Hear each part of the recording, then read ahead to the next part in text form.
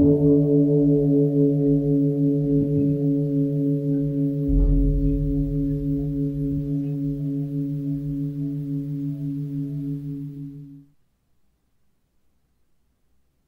all beings be happy. May all beings be healthy. May all beings be free from harm. May all beings love life. May all beings awaken. Welcome to another Cuke audio podcast. I pray that you and yours are safe and comfortable, free from economic hardship, and able to get out and do whatever it is you want within the limitations of the universal precept of do as little harm as possible. So today we're doing an addenda to Gloria Simoneaux's podcast. She sent me an email and said, "Oh, David, I forgot to talk about." Well, you'll hear what she forgot to talk about. So anyway, I like talking to Gloria. So I said, let me call you up and let's just do a short one. We went on a while, but we did keep it fairly short. Hey, you might notice some strange, sort of irritating, squeaky metal type sounds. That is nothing either she or I are doing. It's something coming in from, I don't know, the airwaves. So anyway, I took a bunch out, but I don't listen to everything carefully, for these. Or I'd run out of time and go off a cliff. So, hey, I want to call Gloria. And so, here it is.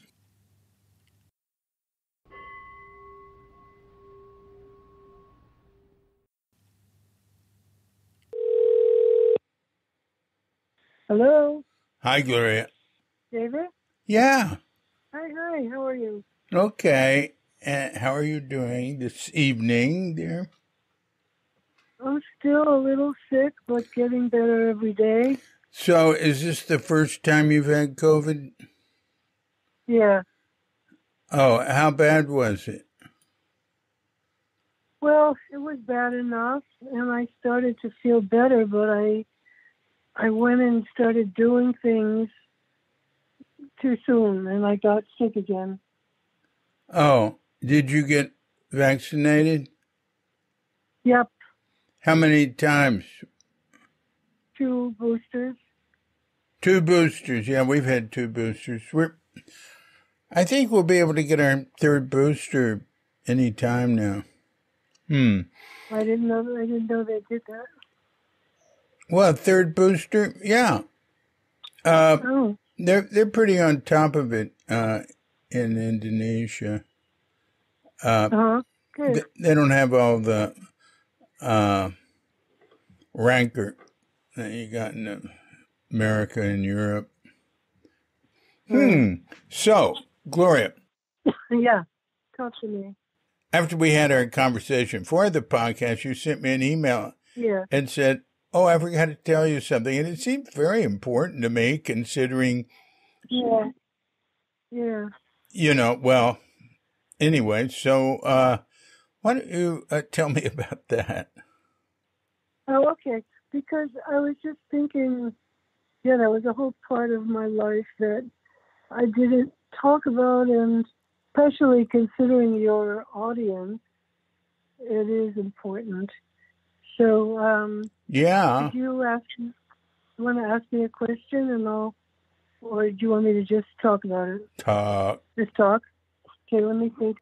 Talk. You know what to say. All right, hold on. Let me think a second.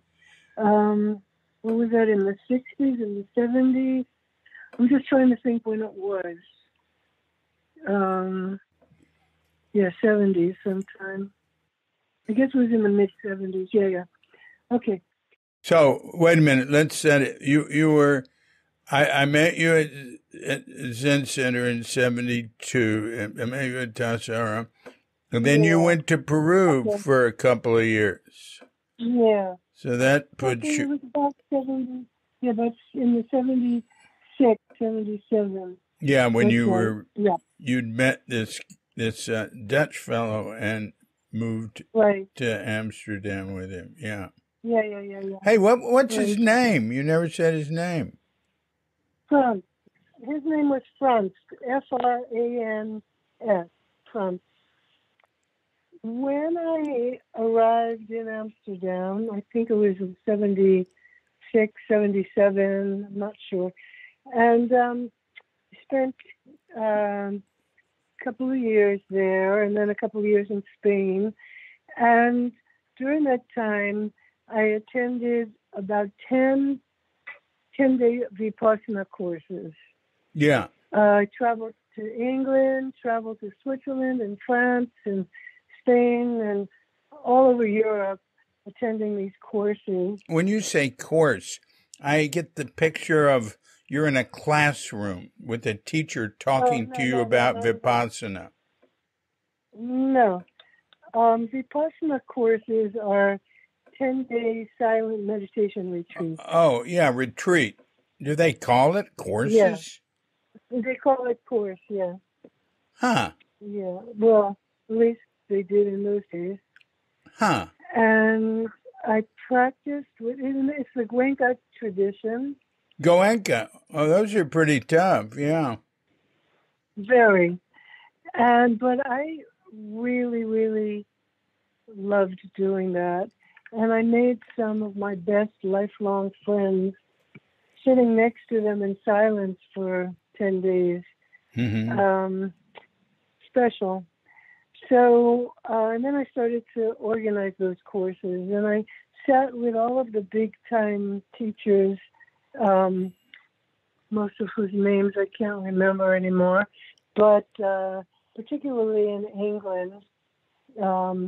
Anyway, I started organizing. I organized a few courses in Spain and in Amsterdam, and I cooked for the course. I helped cook, and Ruth Denison was one of my teachers, who was very eccentric German woman, and I enjoyed her.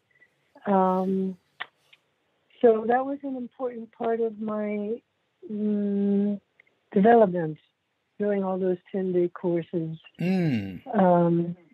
Yeah. I've done Vipassana retreats here in Bali, too. I like them.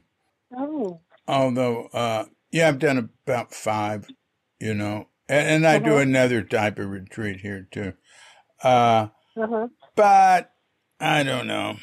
I meditate every day. Every morning I sit and I bring it into my life. And it's so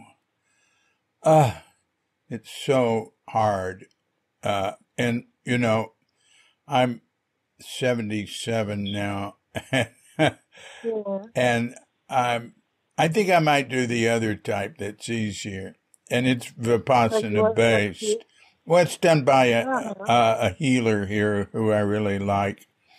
And when I say healer, he just teaches people how to heal themselves just through the use of breath. It's pretty simple. Oh, wow. So what does that have to do with Vipassana? Well, he had studied for, his name's Murta Ada, and he had studied with the great Vipassana Balinese monk here, who founded Brahma Vihara Rama, the best known Buddhist temple in Bali up north. So you did that in the 70s. Did you continue it in any way? Well, yeah, I mean, I've always had kind of incorporated into my practice. And then I met my Tibetan teacher, so I went more in that direction. But I always loved Vipassana. Yeah. And when I was doing those courses in Europe in the mid-70s, it was very wacky. It was a really strange time. I found that the meditators in Europe were far less disciplined than the people I'd met in the States. People wore all kinds of strange outfits and had strange outbursts and sometimes arguments and people were, it was a very different vibe. When I came back, no, I'm telling you, it was really wacky. And people wore all kinds of crazy stuff. When I came back to the States, I did a 3-week Vipassana course in Barre, Massachusetts at the Insight Meditation Center. Yeah. And I could not believe what I found there after being in Europe.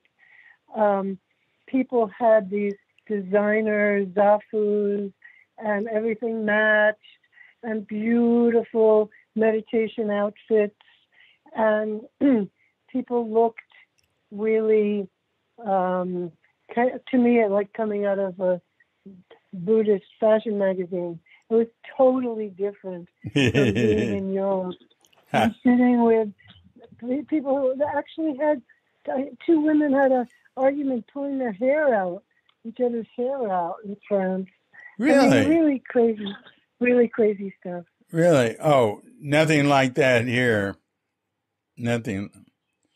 The worst thing that I've seen happen here is usually with American or European women complaining about something, and Indonesians wouldn't complain. They're just cool, but gosh. and there's usually about half Indonesians and half foreigners, and the foreigners usually don't know it's their first one. Go to Bali and meditate. They don't know what they're getting into. Yeah. Right. Right. There was a woman teacher. She's a renegade, bhikkhuni, because women, aren't supposed to really become teachers like that. And she's Indonesian. When she heard someone complain about a tourist, bothering her, she said, you should thank him because he showed you your meditation is not strong enough. Right. Anyway, I'll never forget the contrast of walking into the meditation hall in Massachusetts and seeing everybody's beautiful little sit-ups. Yeah. I mean, compared to Europe, people would just had stuff thrown here and there and blankets everywhere and right. just a mess, a right, big old mess, which I loved. Right, I like the mess. Yeah, I bet there's other types of Vipassana here led by Western Vipassana teachers and stuff. There's a lot of New Age stuff here, and I haven't looked into any of it. So I would imagine there's some of that, especially around Ubud. Ubud is much more upscale place. Right. Yeah, right. I can see that. Well, that's interesting. So you had that very strong Vipassana experience before you got in your Tibetan teacher, and Zen Center, where we met and where you've been around and where you met your husband. Did you ever have any practice with Zen Center? My third husband, by the way. Your what? Third husband. Jay was number 3. Yeah. Oh, number 3. Oh, wait a minute. Number 1 was the Dutch guy. Who was number 2? No. Number 1 was the producer of Star Trek. When was that? How old were you? I was just 22, and I met him in a bar, and he had just come back from India, and I was very, very impressed with that. Well, when you were 22, what year was that? Oh, I have no idea, but I was living in New York City. Was this before you came to Zen Center? Yeah. Right. So, of course it is. A couple of years before. Yeah, what year were you born? 47. 47. Yeah, you're Katrinka's age. So 47, 57, 16, 69. Far out. Yeah, something like that. So, Yes, exactly. so you met him and We got married, and I never really liked him very much. So we would travel because he was a film producer, and he liked to stay in first class, and I liked to stay in youth hostels. So we didn't do very well together. We were together for 2 years, and that was that. Then that was the end of that. oh, that's far out. Have you ever had any contact with him since then? A little bit, but nothing to nothing to repeat. Nothing interesting. What's his name? Rick Berman. Yeah. All right. Well, that's interesting. Yeah. So and I've had 3 husbands, but 4 weddings because I married Jay twice. I really like weddings a lot, and goodness, what I love wedding dresses. Oh my God, that would never. Well, that's I wouldn't have imagined that. You married Jay twice. What did you get? Did you get divorced and married again?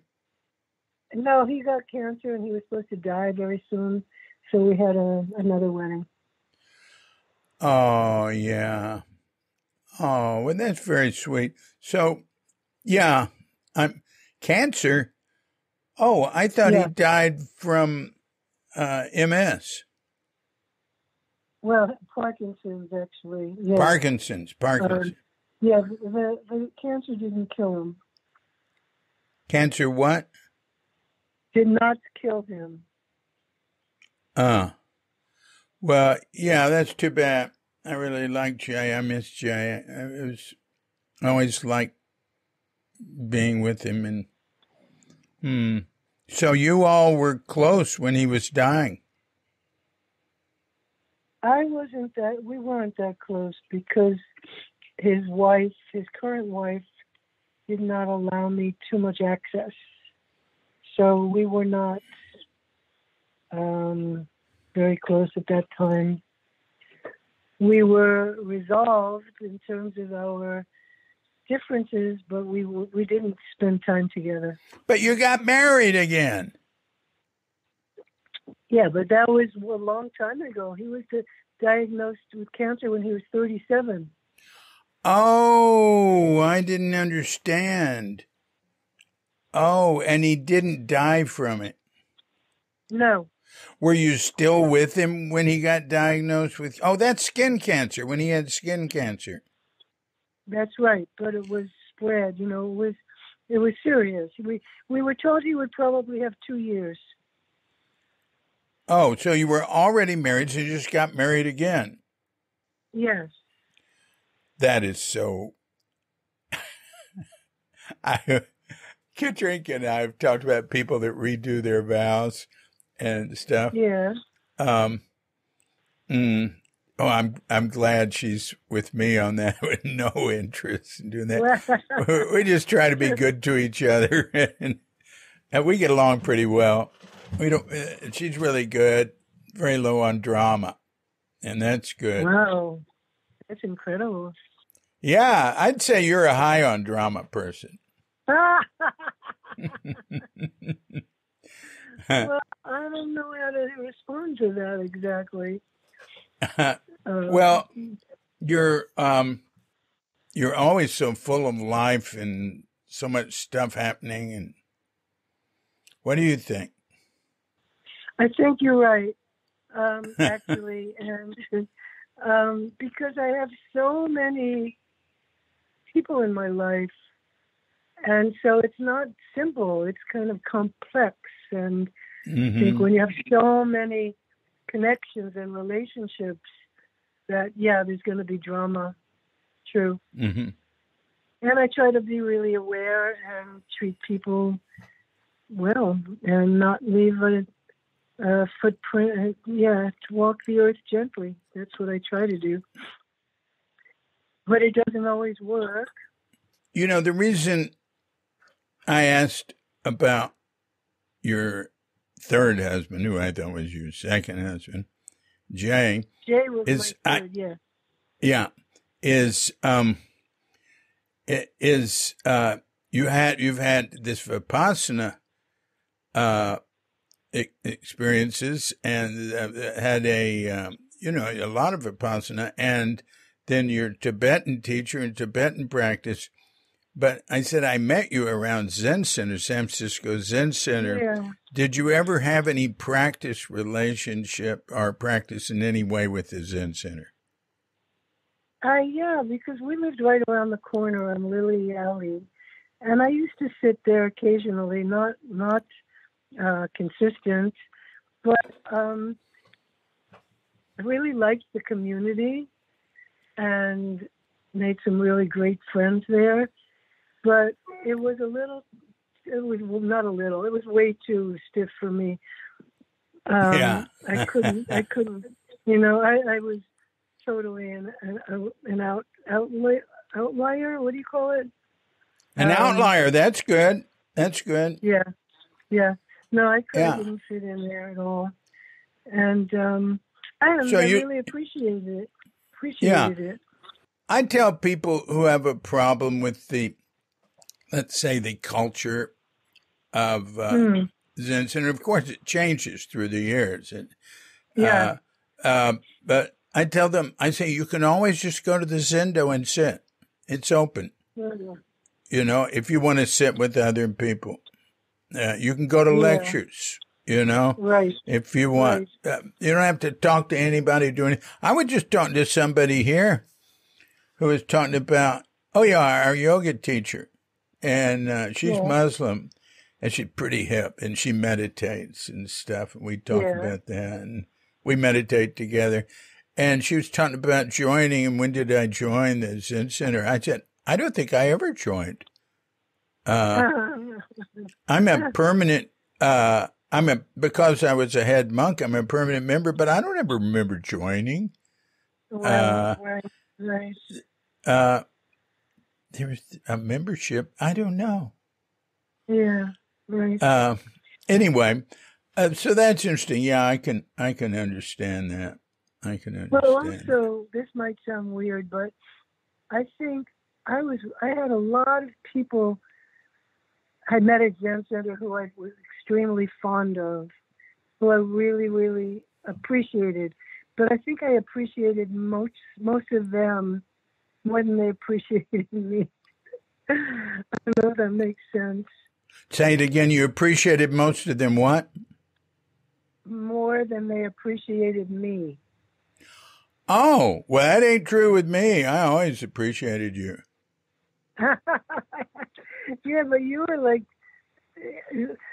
I mean, I could relate to you, but, and I know you could relate to me, but there were, I don't know, it just worked out funny.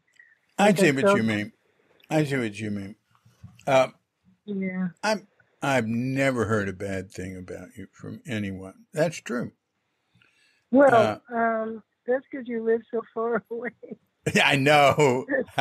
We would just see each other now and then. And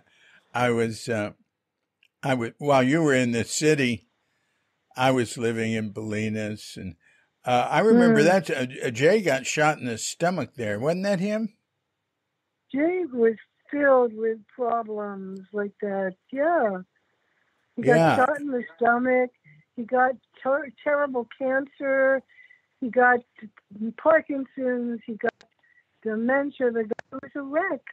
And I remember we were in Tasahara one year, and we were in our cabin, and a tree, we could hear it. It was like thunder, like an explosion. A tree fell and hit the roof of the cottage we were in.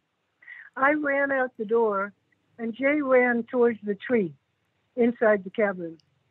And I mean, he was amazing. He was constantly issues, trouble. I remember about his skin cancer. maybe I knew his doctor. Rick was one of his doctors. Right. I think maybe it was Rick who was mad at him because he was told about it when there was, but he was told to have this checked out, and he didn't do it. Yeah. Totally. It was growing out of his back, and I told him months before, and he wouldn't do it. And finally, we were on our way to New York to visit my mother, and I said, Jay, you must check this out before we go. And he went and found out what it was. And then we had to obviously cancel our trip. And my mother said, oh, my God, what am I going to do with the circus tickets?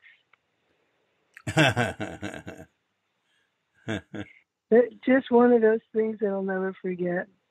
Yeah. Well, anyway, I really liked Jay.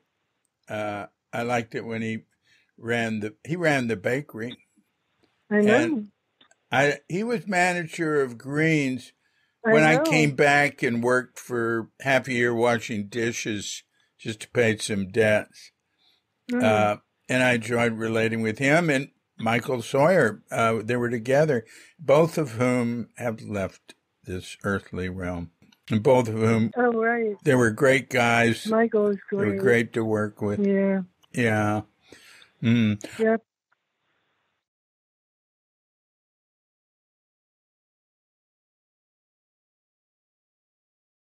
All right, David. I love talking to you. We should keep doing this anyway. I know, it's good. Hey. From time to time. What? Yeah, let me know how it's going in Nepal. Oh, I sure will. Yeah. Yeah. Thanks a lot. Yeah. You take care, dear.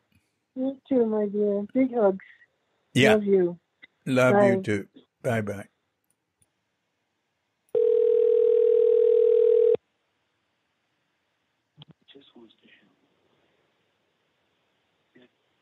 In the Vipassana retreats here, there's two things we do that I really like. One is walking meditation. I never liked Kinhi that much, but what we do, we start off with an hour of walking, then an hour of sitting, and go back and forth all day long.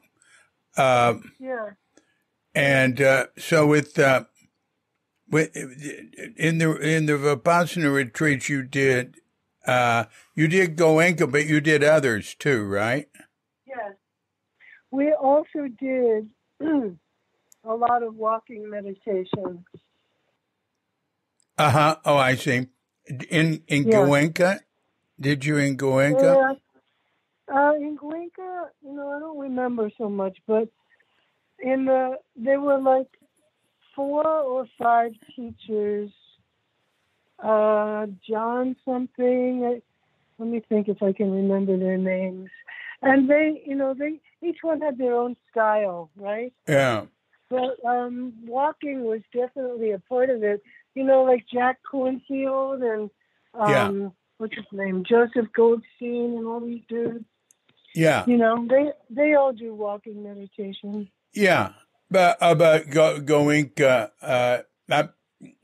I'm used to, when I talk to people about Goenka, usually they say there wasn't any walking meditation. Yeah, I don't think so. It was more strict with Goenka, actually. Well, what do they do? Do they have breaks? Yeah, sure. They have breaks, but it's all, it's basically all sitting. Is it for how long? I think they were a 50-minute period. And then what? And then you have a break, and then I did Goenka 43 years ago, so I don't remember. Yeah. Oh, I'm curious because in the Vipassana retreats I've done, and they're all done in the same style, this Myanmar way, and it's not the way they all do it in Myanmar, but that's we start off in the morning, an hour of walking, and then an hour of sitting. And it keeps going. There's no break. I mean, there's a break for lunch. Wow. And, breakfast. There's a break for breakfast and a break for lunch. But it just keeps going. So I'm just wondering with Goenka how they do that. But I can ask other people here. I was curious about your experience. All right, here's the other thing. The type of meditation that is used here by the monks and by the founder of Brahmavihara Rama Bhante Giri is called the Mahasa Method. And it's just like Zazen. It's just focusing on your breath and your aura. And, I mean, usually when I think of Vipassana, I think of noticing and labeling different things, right? So what did they do? Well, we did 3 days of what they called anapana, just focusing on the sensation under the nostrils as you breathe. Oh, right. Right. And then we had 7 days of what they called sweeping, starting at the top of the head, going deeper and deeper inside. And, sweeping from top to bottom and back again and all day long. That was, and that was the Sayaji Uba King was the Burmese master. Sayaji Uba King was the Burmese person who, was the foundation of the style that I studied. Who died in 1971. Oh, same as Suzuki. Oh, right. And then there was Mahasi Sayadaw, and I guess that was one of the successors who died in 1982. Well, anyway, you said Mahasi. That's the method. He's the one who I thought it was Mahasa, but Mahasi. I'm pretty sure then he's the one who taught the method of focusing on the breath going up and down. You mean up and down through the body? Just in the lower abdomen, in the hara. They were really into hara. I thought he must have had some influence from Japanese because it was so compatible with what I'd learned. Interesting. Now there was one teacher. He was centered in South Africa, but he'd just come there from Myanmar, and in the walking meditation, he had all these things to concentrate on. I did it that retreat, but I didn't do it later. I just walked. But it was like you go. I can't remember now. You put the front of your foot down, and you call that something, and then the whole foot down. I don't know. I can't remember. There were like 5 things you notice as each foot goes down. Oh wow! And really, I never experienced that. Yeah, that's all too much for me. But I'm saying, I mean, I think if someone gets into it without having been programmed the way I was, that'd be fine. How do you communicate when you're in Kenya and Nepal? Well, I've learned some of each of the languages, and No. I meant on the phone. Oh. And then we can go to the other. Yeah. What's up? Yeah. What's up? That's what I was thinking. Everybody in Asia uses WhatsApp. We never make phone calls. I mean, well, that's not true. Not never. Little bit. Yeah. But I don't need to have my phone on me because I have WhatsApp in my laptop. And Right. WhatsApp now, it can be independently used in a laptop. You don't need to have the Uh-huh. iPhone on. I guess you have to start with the iPhone or the smartphone. All right. Then how do you communicate in Kenya and Nepal? Shame. No. I've left that. Now I'm asking about language. Is there just a ton of English? Or? No, well, Swahili and Nepali I've learned a fair bit of each, and also I just pay attention and I know what everybody's talking about. Yeah. All right. Well, very good. Well, thank you. And when do you leave for Nepal? In 3 weeks. Well, have a good trip. How long are you going to be there? 3 weeks. Mm-hmm. You're going to be there for 3 weeks also? Yes. Uh-huh. Yeah. And when do you go back to Kenya? Huh? What? Short trip for me. Yeah. Yeah. And when do you go back to Kenya next? Not till April, but I'm going to Turkey in November. What are you going there for? A vacation. I'm going to visit friends who have a house on the West Coast. Yeah. Huh. Yeah. Oh, far out. All right. And then I'm going to Mexico in January. And what's that for? I'm going to a writing retreat. A writing retreat? Oh, my goodness. Yeah, baby. Yeah. I'm working on... What? I'm working on my memoirs. Oh, cool. And who's doing the writing retreat? Some women who live on the East Coast. One of my donors invites me to do these kind of things. Oh, yeah. All right. Very good. Yeah. Okay. Well, thank you very much. And until we meet again. Until we meet again, my dear. In Kenya, everybody calls everybody my darling.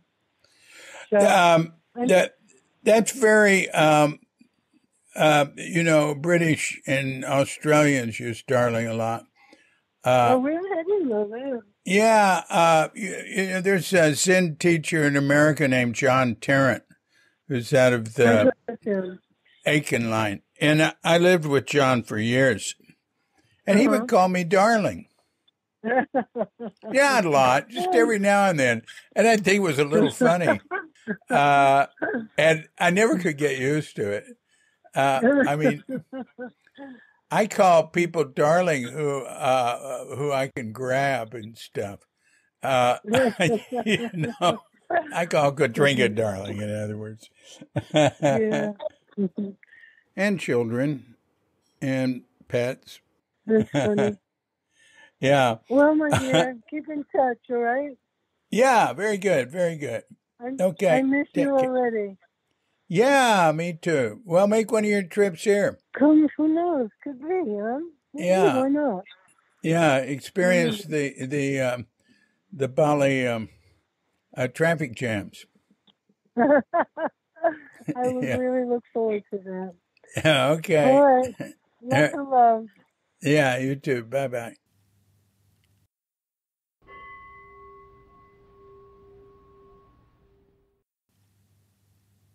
So thanks for talking again, Gloria. Always interesting.